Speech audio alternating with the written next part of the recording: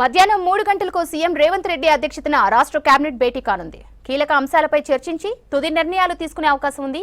విద్యుత్ commission report, Kaleshwaram vigilance report, NDSA నివేదికలపై చర్చించే ఛాన్స్ ఉంది. రాజీవ్ యువ వికాసం, వానాకాలం పంటల సాగు, ఇందిరమ్మ ఇండ్లు, భూభారతిపై డిస్కషన్ చేయనుంది మంత్రివర్గం.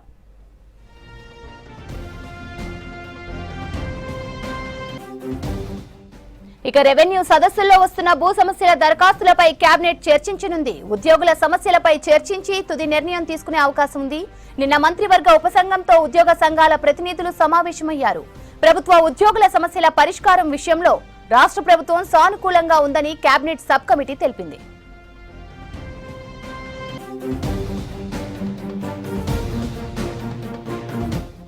ఉద్యోగులకు సంబంధించి 5 డిఏలు పెండింగ్ లో ఉన్నాయి. 1 లేదా 2 డిఏలు ఇచ్చే అవకాశం ఉందని తెలుస్తోంది.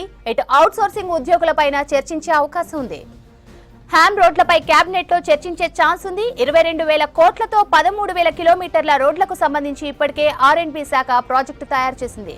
హ్యామ్ రోడ్ల ప్రాజెక్టుకు కేబినెట్ ఆమోదం తెలిపే అవకాశం కనిపిస్తోంది.